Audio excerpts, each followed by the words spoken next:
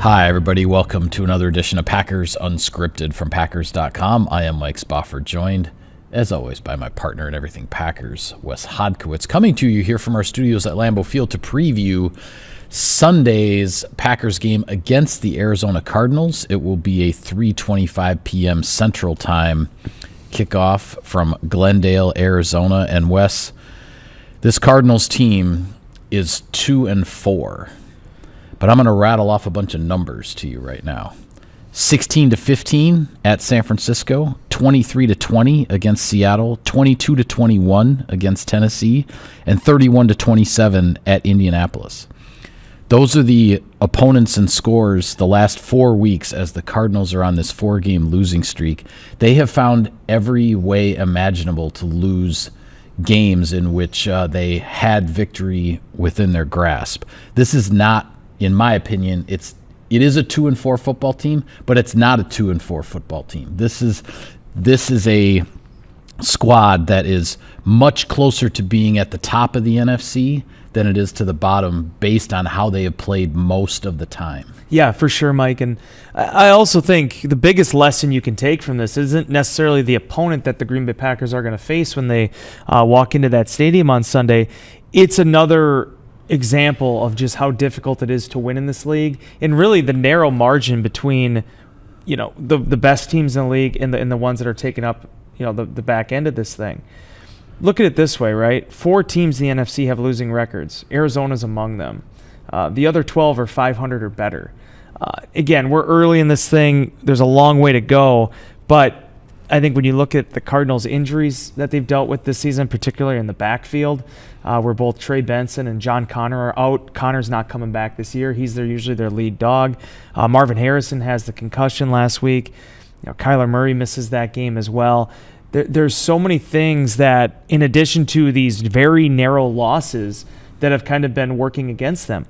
But at the end of the day, you are what your record says. And I take that lesson to what the Packers have accomplished to this point this year. This is why the only thing you can work on or worry about is winning that game. Yeah. And letting the record speak for itself, because right now the Cardinals are who we thought they were. Sorry. That's okay. That's not bad, though. I just realized midway through that was Denny Green when he was the head coach of the Arizona Cardinals. Yes, it was. That was you weaved that in there very nicely. Thank you. But no, what jumps out to me is not just these close scores and in looking at the details of these games and how they've lost them, but 3 of the opponents they've lost to in these last 4 weeks, the 49ers, the Seahawks, and the Colts. These are all teams that have either 4 or 5 wins on the season. I mean, they have been really close to beating good teams, and they're looking at the Packers coming in, another good team, and this Cardinal squad is going to give Green Bay everything it can handle. There is uncertainty at the quarterback position. Kyler Murray has been dealing with a foot injury. Apparently, he's been listed as limited on the injury report. As far as his practice participation this week, Jacoby Brissett took over for Murray last week.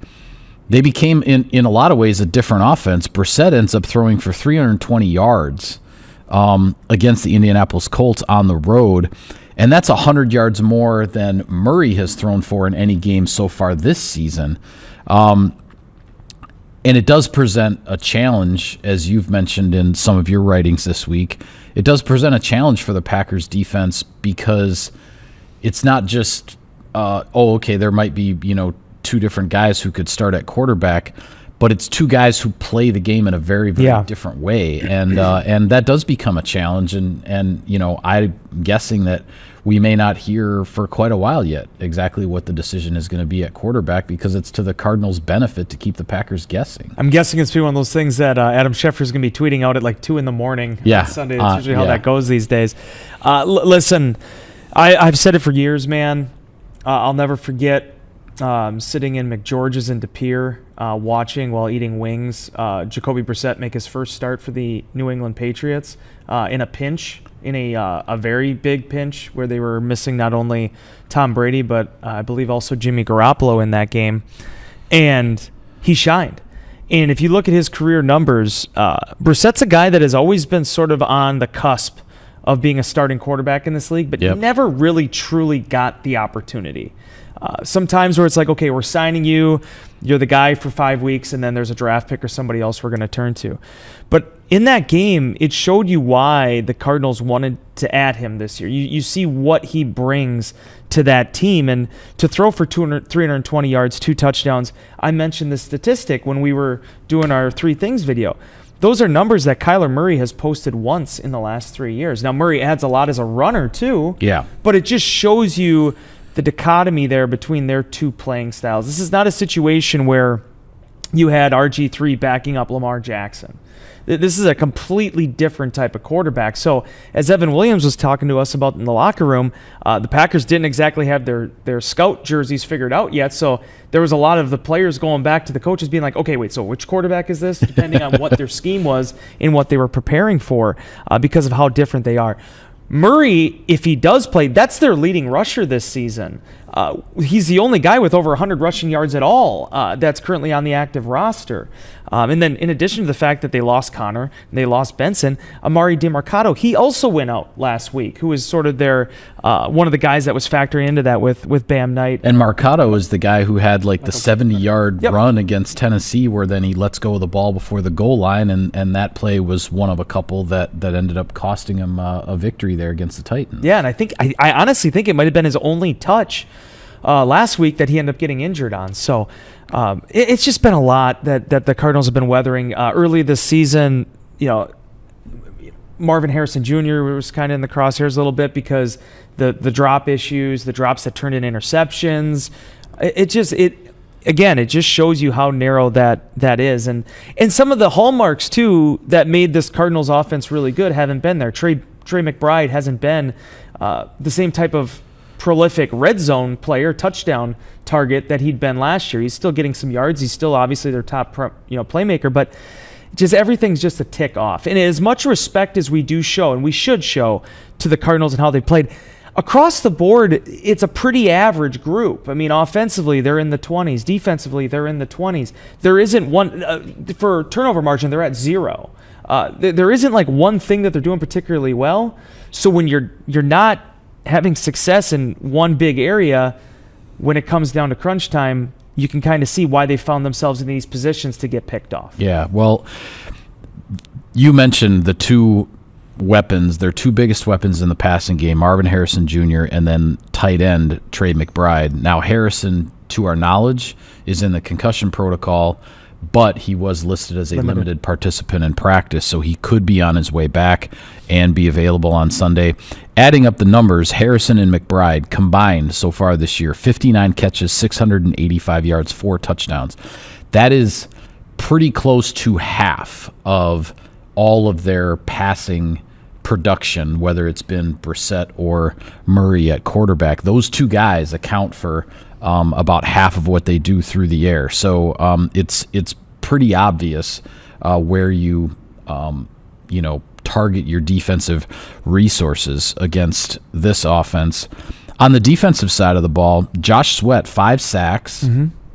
But really, I think kind of the straw that stirs the drink on defense for them is the ageless wonder, Calais Campbell, who has 3 sacks but is far and away their leader in pressures, quarterback pressures, so far this year.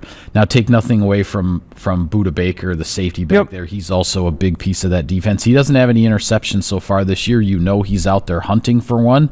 So keep an eye on Budda Baker as well. But man, Calais Campbell, that guy just, what is he now, 39? He's 39 years old. 39. He just keeps getting it done every year wherever he's playing. This guy is a factor in the middle of anybody's defense on the interior of the defensive line. He's just a flat-out tough customer. In no disrespect to Calais at all, the guy was incredibly effective here the last 3 seasons yet, both when he with stops in Baltimore, Atlanta, and Miami. But when he went back to Arizona this year, it kind of felt like it was going to be that retirement tour signing, right? Right. When guys go back home, this guy is obviously like an Arizona Cardinals Hall of Famer, absolute legend. And everyone thought he'd sign late when he went to Jacksonville, and then he just kept producing and producing. But here he is now at 9 quarterback hits, 3 sacks at a position that isn't always known for that type of production. This is a guy now in his career is over 110 career sacks. Over the course of this thing, a journey that began for him in 2008. And probably the thing that's most impressive to me, what is he up to now? 266 games played in the NFL regular season. I mean, defensive football players do not do that. We talked a lot about Mercedes in the run that he got in at tight end, but for Campbell to be doing this at this level and staying healthy throughout most of it and still being that prolific, I mean, they only built a couple human beings like him. Yeah, I don't have any lists in front of me, unfortunately, but I would like to know how many interior defensive linemen in the history of the NFL have hit triple-digit sacks, have hit 100 sacks in their career. I mean, he might be at the – I don't know. He might be at the top of the list. I mean, Aaron Donald – I don't know where Aaron Donald ended up. He probably is, the guy at the top of the list. Donald ended up at 111. So Campbell's past him now. Campbell's right there. Campbell's 36th in NFL since 1982 NFL history. Yeah, I mean, just a remarkable player. Wow. All right, well, let's jump right into it. Keys to victory here for the Green Bay Packers on Sunday. Again, it will be a 3:25 Central Time kickoff from Glendale, Arizona. What jumps to the forefront of your mind, Wes, when it comes to what it will take for the Packers to leave the desert with a 4-1-1 record? We closed the show on Tuesday where I was like, I had some stuff I wanted to say about the defense. We kind of ran out of time. I'm going to bring it back to that a little bit now. Let's go, yeah. I don't know how Jeff Hafley sorts it out, and I am not a coach. I'm not a defensive coach. I think Edgerrin Cooper's having a fantastic season. I think, Xavier McKinney is a very important player on the safety in the back end. My thing has been, I wonder if there's ways to get them closer to the football.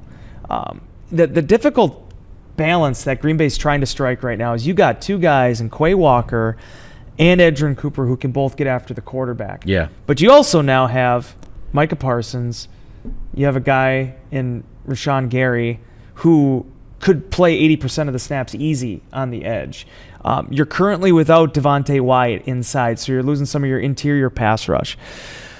With opportunities and understanding that you're most of the time going to be rushing Parsons, you're going to be rushing Gary. I wonder what opportunities are out there for Green Bay from a simulated pressure standpoint, from a safety blitz standpoint, in trying to get maybe a little out of McKinney and Cooper in that way. If you can, I feel like there's great opportunities here for the dam to finally break and the Packers to start getting some takeaways. Okay. Those were 2 of the big catalysts for them last year. I mean, obviously, McKinney he had 8 interceptions, but right. You kind of forget how effective he was as well at applying pressure. I think he had a fumble recovery, might have had a forced fumble too last season. Yeah, I think he had a strip sack against Minnesota. That's what it was. In the home game, if I remember. Yeah, right. You need to. You don't want guys playing out of their system, but I think there's things you can do to help them along the way. And in both of those guys' cases, I feel like there's more we can see from them. And I'd be really encouraged to see it in this game. Packers got to shut down Marvin Harrison Jr. I mentioned some of the drop issues. He's averaging 15 yards a catch this season. Trey McBride is that Jake Ferguson, sort of guy on just another level where It's not just that he's the dump off option, it's that he's the Tucker Kraft. I mean, he can beat you every way that a tight end can beat you. Yep. So you got to stop them there, regardless of which quarterback starts. You got to try to limit this run game. It's the Packers' number 1 ranked run defense against an offense that has really struggled to run the ball in the traditional sense this season. Green Bay has all these different variables that I think they have to do defensively to win. But at the end of the day, there's 2 teams in the last 17 years that have been over a 700 winning percentage through 5 games and had 2 or fewer takeaways. It's Green Bay this year, and it's the Giants in 2008. And the Giants had a great year that year. They won 12 games. Yeah. But they were the number 1 seed, I believe, in the NFC that year. They were. They had a bye, and then they lost the divisional round. Yeah. So they're doing a lot of things well. But as I wrote it inside your inbox, I feel like that first takeaway could go a long way for the Packers defense. Xavier McKinney, Edgerrin Cooper, I feel like those are the 2 big conduits to making that happen. I appreciate your time. Have a great evening. No, that's I like what you said there about those 2 guys, because because I think if the Packers have two guys on this defense who can create a turnover, like those are the guys who come to the forefront. Now, obviously, a guy like Parsons can do that too, but with all of the double teams and everything else that we've been seeing, teams are certainly making it difficult, and other guys have to take advantage of those opportunities. Can key to the game be the refs calling holding? Is Maybe, that a key to the yeah, game? like that's a whole other discussion that. Sorry. Yeah, we could spend a whole episode, I think, on that. But sticking on the defensive side, though, I want to say this because we've been asked in Insider Inbox. The questions have been flying in my midweek chat and everywhere else. What are the Packers going to do? What is the counter to all of this quick passing game, the 3-step drop and this and that? Because seen it from Prescott, saw it from the Bengals with Flacco and all this, and teams are finding success, or at least for half a game, finding success doing it, right? I don't know what the X's and O's answer is to that. I'm trusting Jeff Hafley and his staff to come up with what those answers are. If you're asking me what I want to see, aside from a takeaway, which I think is a big deal, and one takeaway could go a long way, as you said, what I want to see from the Packers defense in this game, if they are going to give up a long drive for a touchdown, which may or may not happen, but if it happens, if the Cardinals at some point go 75 yards down the field and get a touchdown, I want to see the defense respond on the next drive and not let things snowball, not suddenly feel like that opposing offense is in a rhythm, they can't be stopped, like what's going on out there. Like, that's been the issue in the second halves of these last two games, is that you're sitting there watching and going, where did the Packers defense go? Right. Nobody's asking them to pitch shutouts. You're going to give up points in this league. Things are going to happen, whether it's an explosive play, a call by a ref, whatever. But if you give up a long drive for a touchdown, you go back to the sideline, the offense goes out there, like, figure it out and get back out there on the next drive and be the defense that you expect to be. The response, the resiliency is what I want to see from the Packers defense, because it feels like we haven't seen that really since the Cleveland game.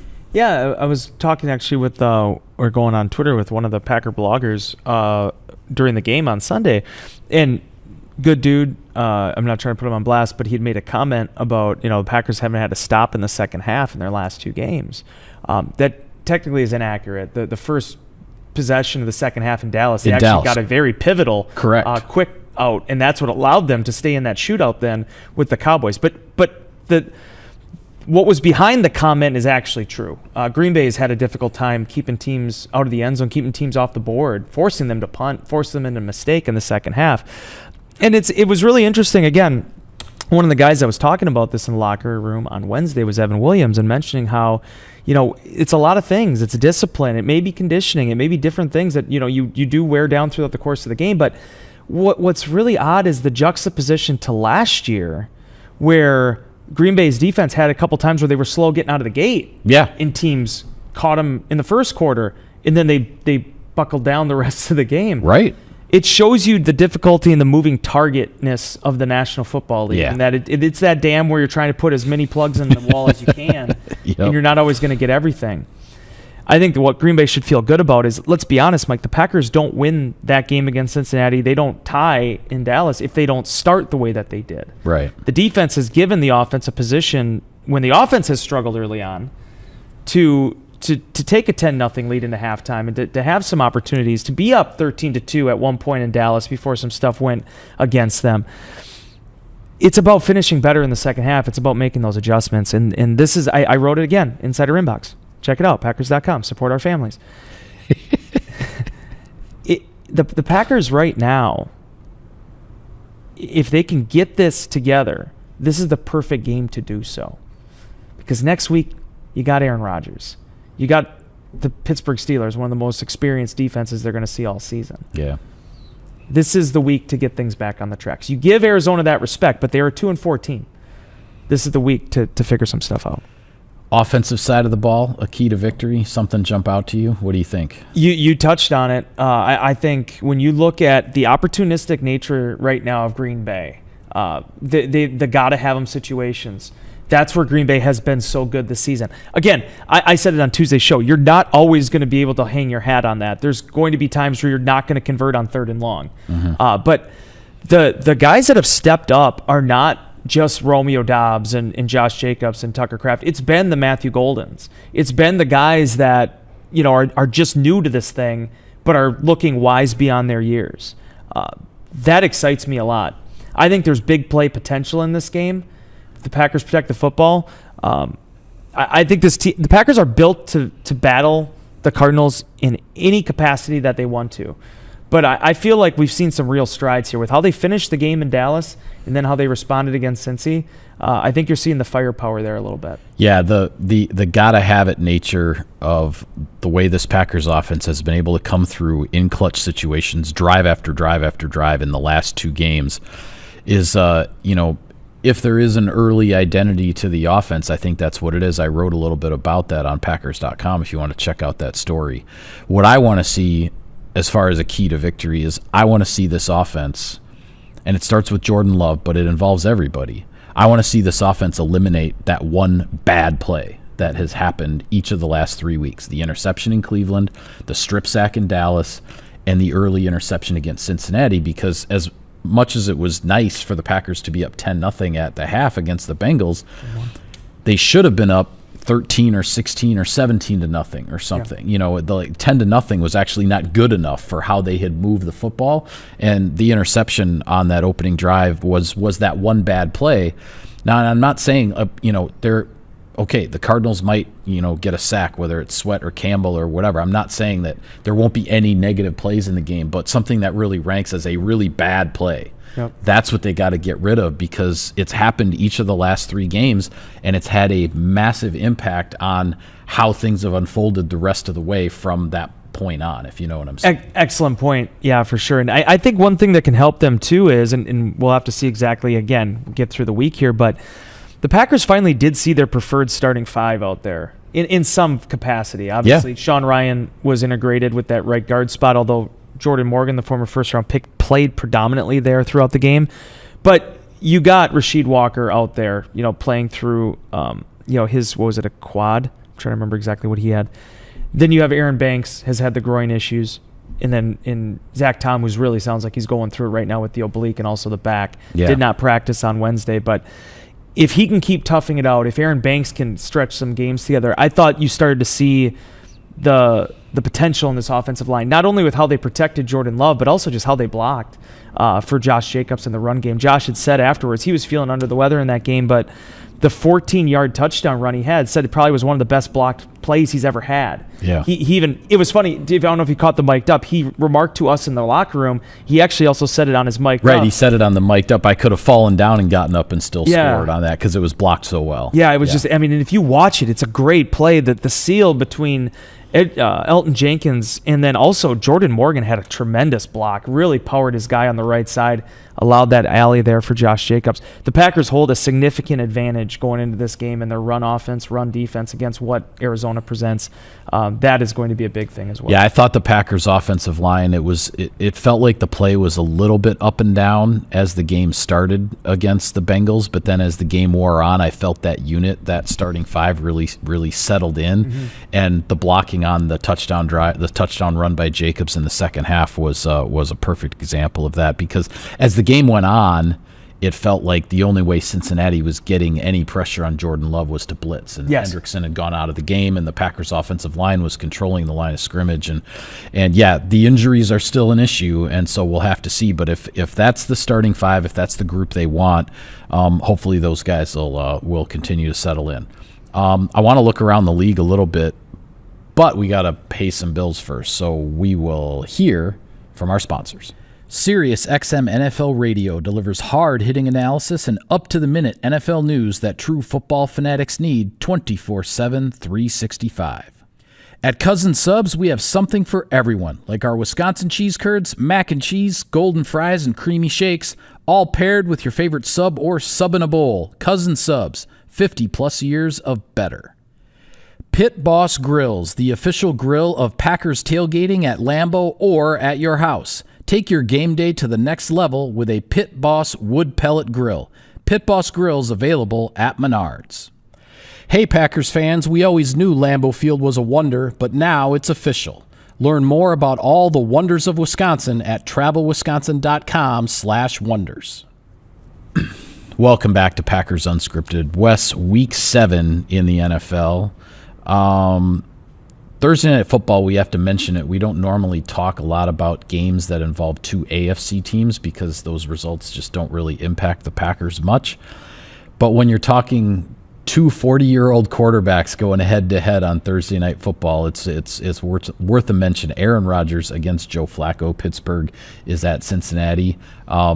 Pittsburgh has clearly been the better team, but Joe Flacco has definitely injected some life into that Cincinnati offense. And you know how these short week division rivalry type games, I mean, it always feels like anything can happen. Yeah, I mean, love, excuse me. Man, I'm so in the 2025 Packers now. Aaron Rodgers, going back to the 2022 Packers, he had said after the game, in this post-game interview, they were asking him about the North, and he's like, I'm used to the North. He's like, the games in the NFC and the AFC, that in the North Division, they're all kind of like a little bit. I mean, they are knockdown, drag-out, gritty battles, and certainly he's being introduced to that now on a 6-game basis here with the Steelers. I love the fact of this matchup. I think it's going to be a lot of fun to watch. I'm excited to watch it. I actually think from the Packers' perspective, the Joe Flacco game was a really good barometer a little bit of what it's going to be like playing against Rodgers. I mean, Aaron is really extending plays still. It's pretty impressive for a guy that's 2 months shy of 42 years old. He's still not afraid to scramble and get out of the pocket and work off schedule. You can tell he's another whole year removed from that Achilles injury now. Like, whereas last year there wasn't as much mobility there because he was still trying to come back from that. And almost a year removed from having to be in New York. Yeah, that too. True. It's amazing what a little bit of vision can help, an MVP quarterback out, regardless of the age. But yeah, it's gonna be a fun matchup, and it's key. The Pittsburgh Steelers will be on a mini bye before playing Green Bay in a night game in Pittsburgh. So something to keep an eye on. And for Cincinnati, that's a tough turnaround, especially with Hendrickson's back issue. Yeah, trying to make that turnaround go. Yeah, if they don't have Hendrickson, I'm not sure how they're going to get a whole lot of pressure on Aaron Rodgers, because I'm sure they would like to do that. Around the NFC North, the Bears are hosting the Saints. I think the Chicago Bears are probably going to run their winning streak to 4 games to be 4-2. The Saints definitely a struggling squad, but who knows there. Philadelphia is at Minnesota, and then on Monday Night Football, the Tampa Bay Buccaneers at the Detroit Lions. Probably the game of the week, really, as far as the full slate in the NFL. Your thoughts on any of those NFC North games? The Lions will not have Brian Branch, whose 1-game suspension was upheld by Jordy Nelson. The appeals, one of the NFL appeals officers who happened to get Brian Branch's case. This is how I know I'm getting old. Yeah. Jordy Nelson is an appeals officer for the NFL, jointly elected in the NFLPA. So they're not going to have Brian Branch in this one. This is not an opponent that you want to not have Brian Branch on the field for. Tampa can stretch you in a number of different ways. Well, and Detroit is dealing with other injuries in their secondary, and so they have now the Branch suspension on top of like Terrion Arnold, and the other cornerback's name is escaping me, but they've had injuries at the cornerback spot, and now one of their starting safeties is going to miss this game with the suspension. Yeah, so it's a big one. Monday Night Football, Tampa Bay Buccaneers. I wrote it in Insider Inbox. That's my third plug for Inbox today. This is the matchup between the team to beat for the Green Bay Packers right now in the NFC. I think this is going to go a long way with kind of that power ranking and establishing that.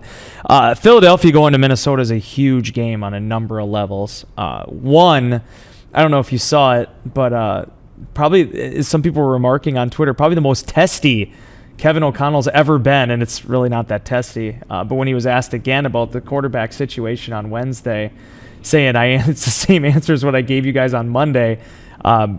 We'll see. I mean, it's funny. They're almost a victim of their own success because they bring these quarterbacks in. Carson Wentz pretty much off the scrap heap. Yeah. And, he holds his own, but now you got J.J. McCarthy coming back from this ankle deal and didn't look great when he was out there healthy.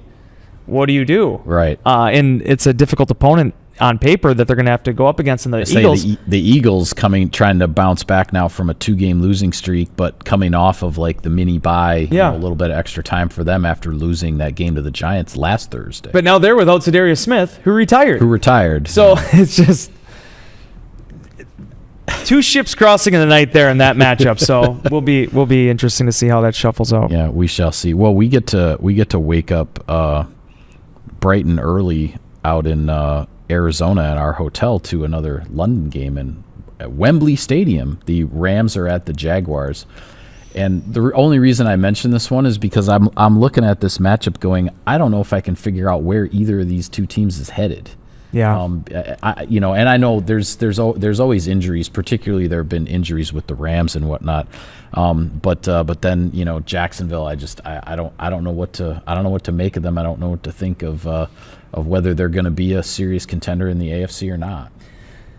I think that answer honestly is up to Trevor Lawrence. Oh yeah. I agree. Like at some point we're going to get to a spot here where we got to decide. I mean, Trevor Lawrence is definitely an NFL starting quarterback. There's no question about that. He's a good quarterback, but he was the number 1 overall guy a few years ago, and he was seen as a generational can't-miss prospect. Right. He's been to the playoffs. He's also been part of some 4-win, 3-win seasons. Bunch of coaching changes, coordinator. Yeah, he's on his third head coach now, right? Everything else that's gone on in his career, yeah. So this is, I think, a really critical year for him. And Liam Cohen going in there had kind of a rough start, but seems like things are sort of trending in the right way. But yeah, the London fans, all those years they got served the Jacksonville Jaguars during some lean years. They get a 4-2 team now, welcoming in a 4-2 Rams squad. So, and there's no Formula One on Sunday morning, so I'll be able to watch it. Oh, there we go. All right. Austin is at night. Oh. I probably won't be able to. I'll have to wait until I get home to watch that because I'll be writing. All right. Well, I'll make sure to spoil it for you. Thank you. I appreciate that. All right. Well, with that, we'll call it a wrap on this edition of Packers Unscripted. Be sure to follow all of our coverage of the team and all of our coverage of Sunday's game from Arizona. We'll have it all for you on Packers.com. For Wes, I am Mike. Thank you for tuning in, everybody. We will see you next time.